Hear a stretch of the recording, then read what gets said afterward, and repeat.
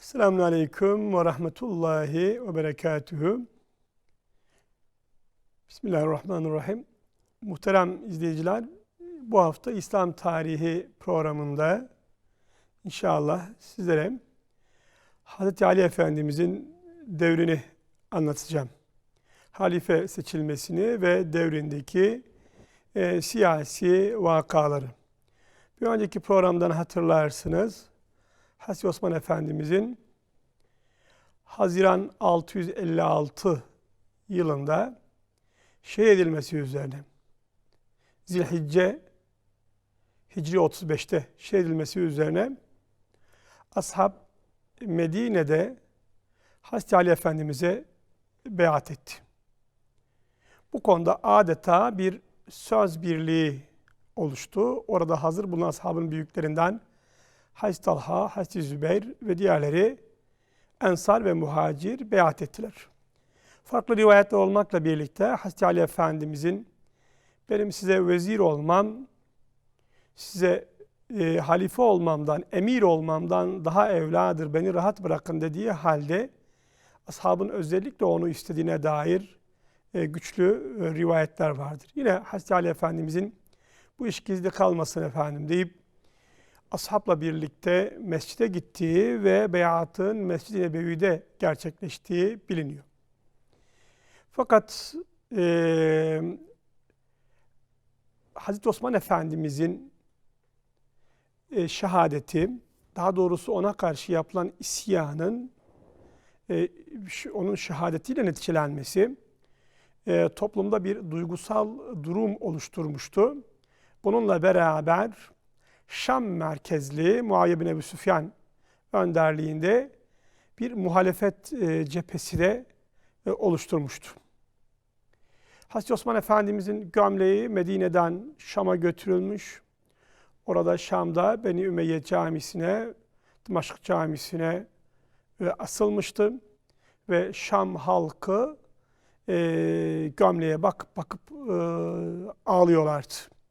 Meşhur rivayet, Osman'ın meşhur hal, daha doğrusu bir tür deyim, Osman'ın gömleği meselesi de orayla alakalıdır. Ve Şam'daki heyet Hazreti Osman'ın kanını talep ediyordu. Yani intikamını talep ediyordu. Daha İslam hukuku ifadeleriyle kısas talep ediyordu. Bu kısası talep etmeyi de kendi akrabaları olarak hakları görüyorlardı. Beni Ümeyye'nin bir kısmı Marvan bin Hakem ve diğerleri Mekke taraflarına kaçmışlardı isyan sırasında. Onlar da aynı görüşte idiler.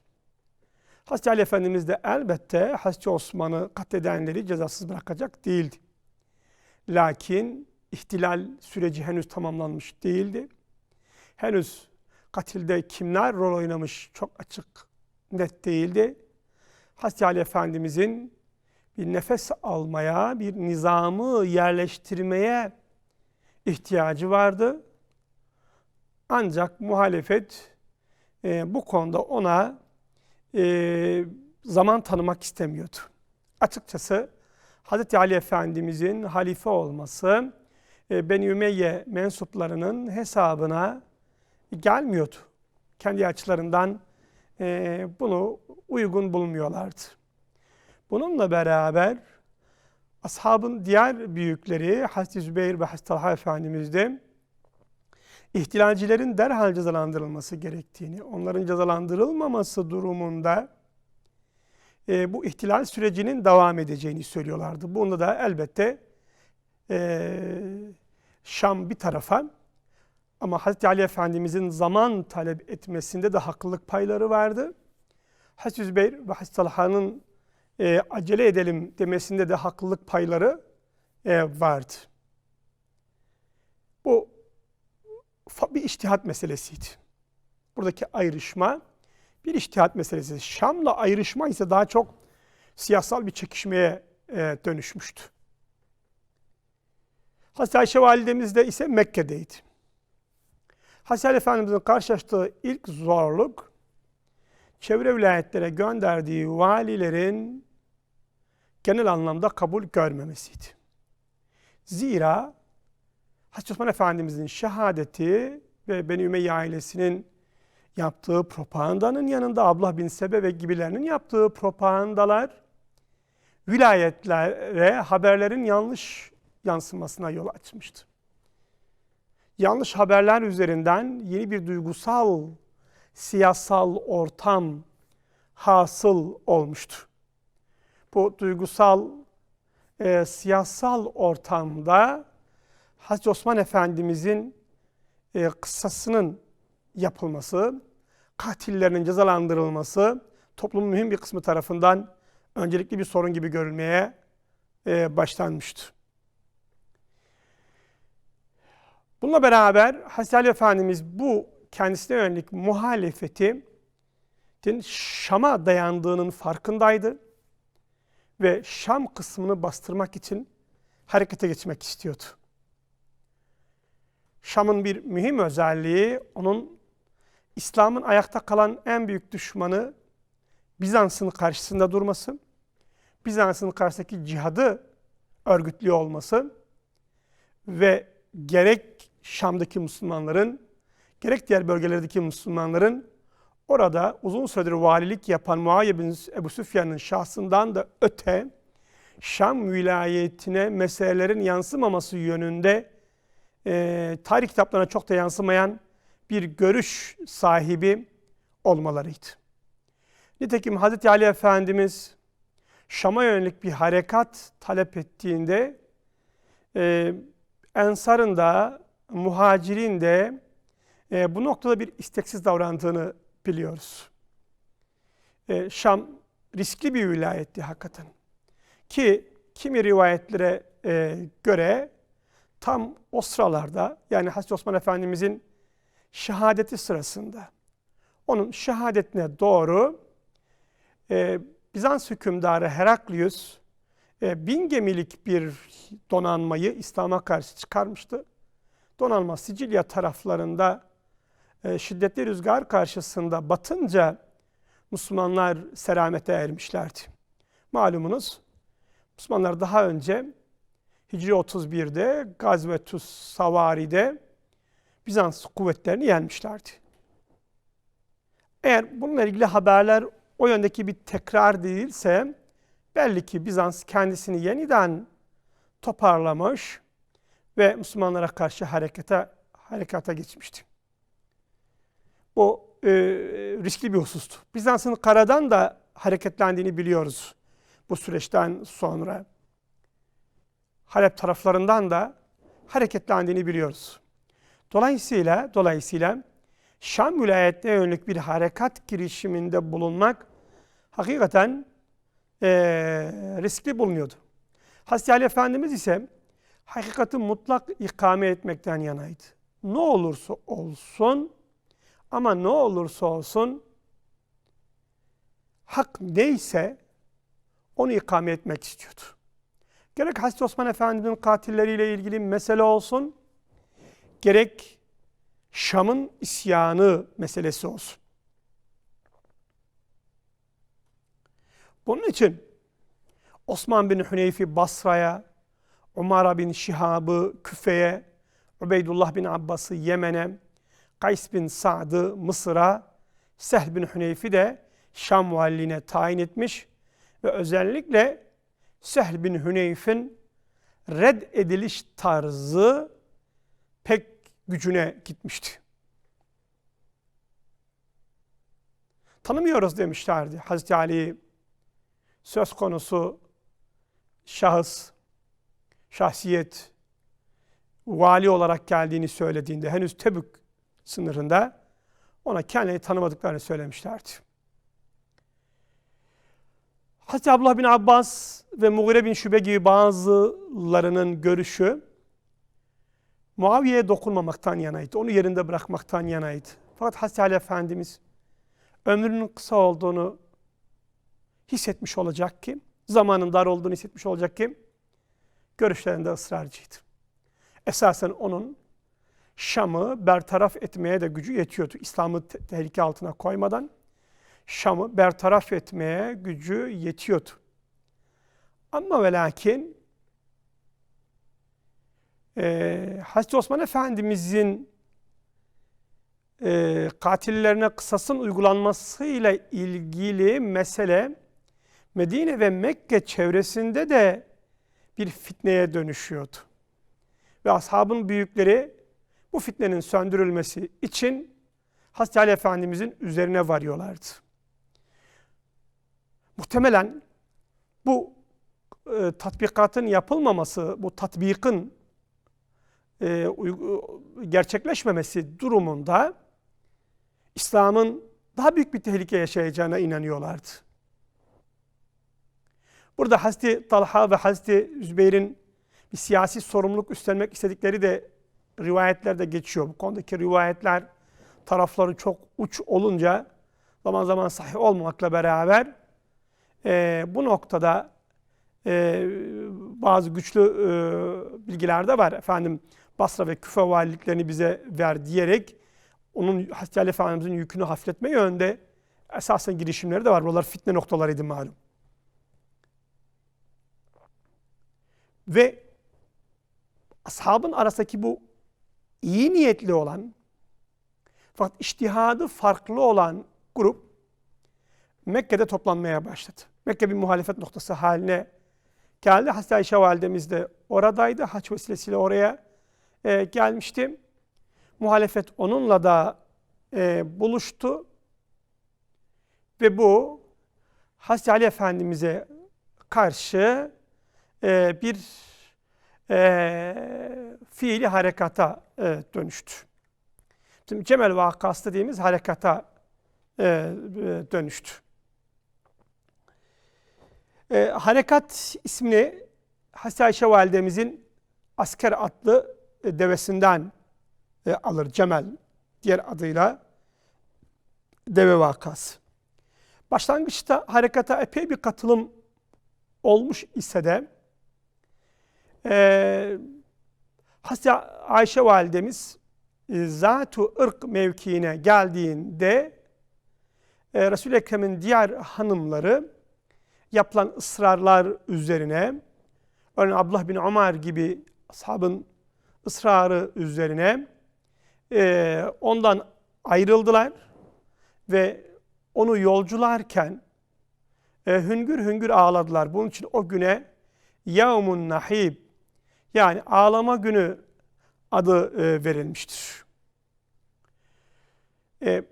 Topluluk Basra'ya doğru hareket edip orada özellikle Hazreti Zübeyir ve taraftarlarıyla bütünleşip, Hazreti Zübeyir yanlarındaydı, Hazreti Zübeyir'in taraftarlarıyla bütünleşip meseleyi bir neticeye bağlamak istiyordu. Savaş niyeti var mıydı? Göründüğü kadarıyla böyle bir niyet söz konusu değildi. Ve topluluğun henüz bir halife adayı da yoktu. Burada Hazreti Zübeyir Efendimiz'i isteyenler vardı. Basra halkı olsa gerek. Evet, Basra halkı. Hazreti Talha Efendimiz'i isteyenler vardı. Hazreti Osman Efendimiz'in çocuklarından birini önerenler vardı. Onun ailenin yaşadığı mağduriyete binaen. Ama burada esasen siyasal gündemi olan tek bir topluluk vardı. O da Beni Ümeyye mensuplarıydı. Takva ehli burada kendi arasında kapışınca, bundan çıkarılacak çok ders var hakikaten. Dünya ehli ben dünyamı nasıl elde ederim diye adeta pusuda bekliyordu. Böyle bir hal yaşanmıştır. Bu pek müteessif vakayla alakalı olarak. Hazreti Ayşe validemiz Havab denen noktaya geldiğinde Resul-i Ekrem'in bir mucizesi zuhur etti. Resul-i Ekrem acaba hanginize Havab köpekleri havlayacak diye uyarmıştı kendi hanımlarını, validelerimizi. Hazreti Ayşe burada geri dönmek istedi. Ama artık geri dönüşü olmayan bir yoldaydı. Daha sonra Müslümanların kader anlayışını bu vakalar çok etkilemiştir.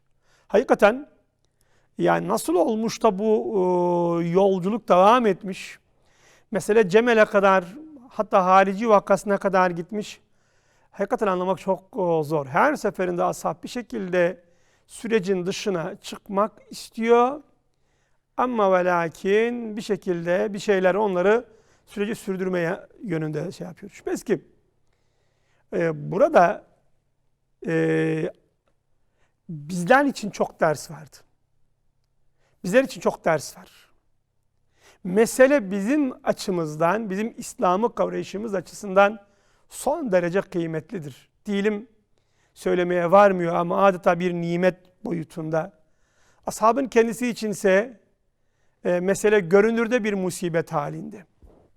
Allah katındaysa şüphesiz ki biz inanıyoruz ki onlar iyi niyetli oldukları için, farklı bir içtihat söz konusu sadece olduğu için hepsi mukafat sahipleriydiler. Nitekim hepsi meseleye böyle bakmıştır. Cemel vakasından bahsediyoruz. Şimdi süreç Basra yakınlarına vardığında, ki Basra durum net değildi. Orada Osman bin Huneyf diye bir vali vardı, sevilen bir vali vardı. Hazreti Ali'nin taraftarları vardı, Hazreti Zübeyir'in taraftarları vardı. Durum hakikaten karışıktı orada da. Hazreti Ali Efendimiz de bu arada muhalefeti takip amaçlı Medine'den çıktı ve onlara doğru gitti. Gayesi meseleyi bastırmaktı. Nihayetinde tam olarak onları ikna edecek bir noktada iken gerek Hazreti Zübeyir, gerek Hazreti Talha harekatlarından vazgeçmiş iken arada günümüzde Sebeiye denen Abdullah bin Sebe'nin mensup bir grup iki tarafı birbirine karşı kışkırtarak iki tarafın askerleri arasında girerek bir savaşın vuku bulmasına neden oldu. Savaşta çok kısa bir süreç içerisinde Hazreti Ali Efendimiz galip geldi. Buna rağmen özellikle Hazreti Ayşe validemize tek bir okun değmemesi yönünde çok büyük bir gayret gösterildi. Örneğin devesine çok sayıda ok değmişti. Ama kendi hevdecine, yani bulunduğu o özel develere binerken kullanılan tek bir okun değmemesine çok özel bir önem gösterilmişti. Yine Mervan bin Hakem tarafından katledildiği ifade ediliyor. Hazreti Talha savaş sırasında katledilmişti ki Hazreti Ali buna hakikaten çok üzülmüştü. Hazreti Zübeyir ise savaş mevkiinden uzaklaşmışken Vadi Siba'da Ahnef bin Kays'ın kabilesine mensup bir kişi tarafından katledilmişti.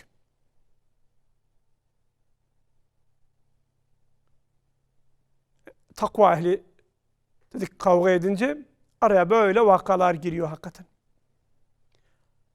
Ashabın büyükleri burada can verdiler.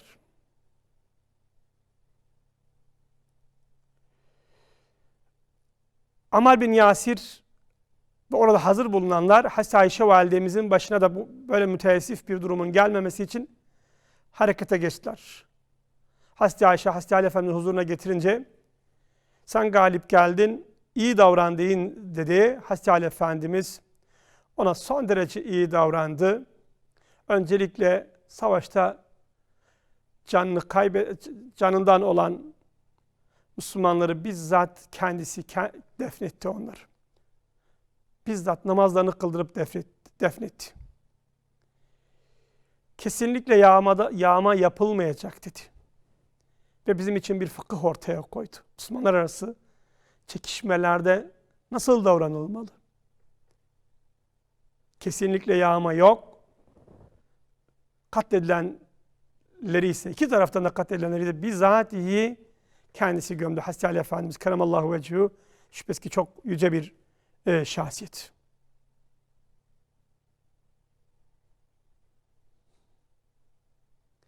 Hazreti Ayşe de meselenin şahsi olmadığını, bunun bir kine dönüştürülmemesi gerektiğine dair kendi taraftarlarına hitapta bulundu.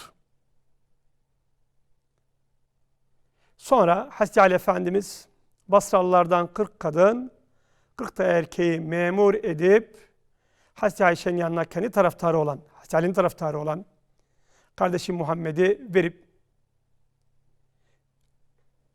onu Recep ayının birinde Hicri 36'da 24 Aralık 656'da Basra'dan Mekke'ye gönderdi.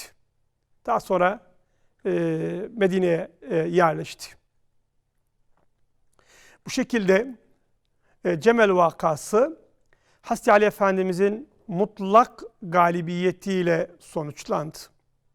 Ve Hazreti Ali Efendimiz burada bir fıkıh ortaya koydu, bir hukuk ortaya koydu. Kendisine karşı çıkanlara iyi muamele etti. Hatta Hazreti Talha ve Hazreti üzerine ağladığı rivayet edilir. Bakın onunla savaşmaya geldikleri halde üzerine ağladığı rivayet edilir. Müslümanlar insandırlar, birbirleriyle kavga edebilirler. Lakin bu nasıl neticelendirilir? Hakikaten bu konuda çok ama çok örnek bir tavır ortaya koydu. Şüphesiz ki Resul-i Ekrem döneminde birinin Resul-i Ekrem'e karşı çıkması durumunda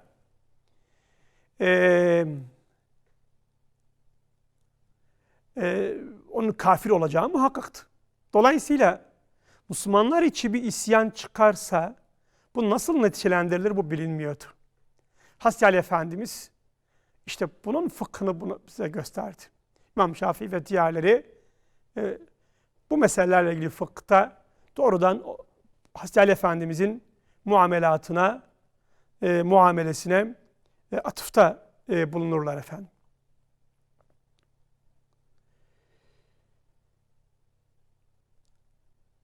Hazreti Ali Efendimiz Medine'ye dönmedi bir daha.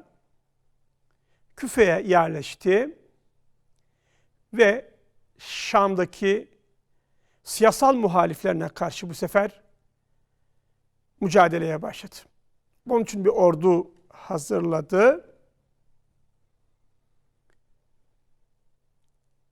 Bir yandan Şamlılar Muaviye'nin etrafında hakikaten kenetlenmişlerdi.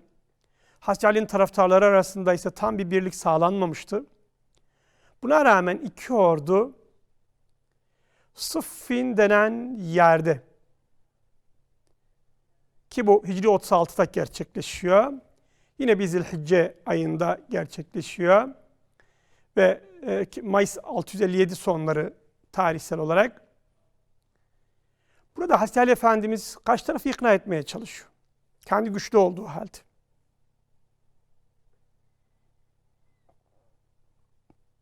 Fakat karşı taraf mutlak bir şekilde siyasal kazanımlara odaklanınca anlaşmaya razı olmuyor. Nihayetinde Rakka ile Balis denen yer arasında Fırat Nehri'nin sağ kıyısında yer alan Sıffin Ovası'nda, burası günümüzde Irak-Suriye sınırı. Irak-Suriye sınırı. Orada ilk çatışmalar başladı. Muharrem 37'ye geçtiğimizde 19 Haziran ile 18 Temmuz 657 arası iki taraf arasında bir ateşkes yapıldı. Tekrar gidiş gelişler oldu. Hazreti Ali tekrar onları itaate çağırdı. Fakat bir türlü Şamlılar geri adım atmadılar. Hazreti Ali Efendimizin azlini talep edecek kadar da ileri gittiler. Nihayetinde yaşanan şiddetli savaşlarda Ammar bin Yasir şehit oldu. Bu konuda Resul-i Ekrem'in Ammar'ı isyancı bir topluluk öldürecek diye bir hadis-i şerifi vardı. Bu biliniyordu. Muaviye'nin ordusundakiler de bunu biliyorlardı. Fakat buna rağmen teslim olmadılar. Leyletul Harir denen ve hakikaten çok insanın canından olduğu bir savaş yaşandı. Hazreti Ali'nin safında bulunan Eşter bin Malik gibi komutanlar Muaviye'nin esasen çadırına kadar ulaştılar. Bu kez Şam tarafı meşhur Musaf vakası denen vaka hilesine başvurdu. Yanlarında bulunan Şam Musafı, Hazreti Osman'ın musaflarından Şam Musafını mızrakların ucuna takarak Musaf bizimle sizin aranızda hakem olsun dediler. Zannedildiği gibi Kur'an'ın sayfaları mızrakların ucuna geçirilmedi. Musaf büyüktü, el yazması ve büyüktü. 4 mızrağın ucunda taşınıyordu. Yani burada Kur'an-ı Kerim'in yırtılması, sayfa sayfa, mızrakların ucuna geçirilmesi falan gibi bir durum kesinlikle söz konusu değil, bu bilinenin aksine. Musaf 4 mızrağın üzerinde taşınıyordu. Hazreti Ali Efendimiz her ne kadar bu bir oyundur, bir hiledir diye ilan etti ise de maalesef kendi safında bulunan Bedeviler buna ikna olmadılar. Kendisinden derhal savaşı kesmesini istediler. Kur'an'a karşı mı savaşıyoruz dediler. Sadece zahire bakıyorlardı. Kur'an'a karşı mı savaşıyoruz dediler. Bunun üzerine savaş sonuçsuz bir şekilde bitirildi ve hakem olayı dediğimiz vaka hasıl oldu. Hakem olayının özü şuydu: Amr ibn As Muaviye tarafından, Ebu Musa el-Eş'ari ki kendi taraftarlarının kendi üzerine uyguladığı baskıyla bu tercih oluşmuştu. İşte Hazreti Ali'nin bir temsilcisi olarak oturdular ve meseleyi çözme yönünde karar aldılar. Burada nasıl bir karar alınmış doğrusu tam malumumuz değildir. Ama bir hilenin gerçekleştiği malumdur. Şam tarafının bir hileye başvurduğu malumdur. Genellikle yüzük vakasıyla anlatılır. Denmiş ki aslında buradaki iki hakem her iki şahsiyetin de Hazreti Ali Keramallahu Vecehu ile Muaviye'nin kendi haklarından vazgeçmeleri yönünde bir karar aldılar. Fakat Amr ibn As halkın karşısına çıkıp yüzüğünü parmağından Ebu Musa el-Eş'ari halkın karşısına çıkıp yüzünü parmağından çıkararak ben Ali'ye azlettim dediği Amr ibn As'ın da yüzüğünü parmağına geçirip ben Muaviye'yi halife ilan ettim dediği rivayet edilir ki bu mesele hakikaten bunlar karmaşık meseleler arasındadır. Zira meselelerin uç taraftarları bazen sağlıklı neticelerin alınmasını engellemiştir. Netice itibariyle bu mesele, yani hakem vakası, Hz. Ali Efendimiz açısından meseleyi neticelendirmedi. Aksine Beni Ümeyye propagandası gittikçe diğer vilayetlere yayıldı. Beni Ümeyye Mısır'da, Yemen'de güç kazanmaya başladı. Muaviye gittikçe Hz. Ali Efendimiz aleyhine sahasını genişletmeye başladı. Yanında hakikaten eğitimli askerler vardı ve bunlar Bizans'a karşı karada ve denizde savaşmış olma gibi aynı zamanda bir vasfı üzerlerinde taşıyorlardı. Muaviye'ye de mutlak bir şekilde inanıyorlardı. Ona mutlak bir şekilde tabi olmuşlardı. Irak'taki karmaşık durum ise tümüyle Hazreti Ali Efendimiz'e yansıyordu. Hazreti Ali'nin tarafında bizim haricilik dediğimiz vakanın ortaya çıkmasına yol açtı. İnna lillah ve inna ileyhi raciun. Esselamun Aleyküm ve Rahmetullahi ve Berekatuhu.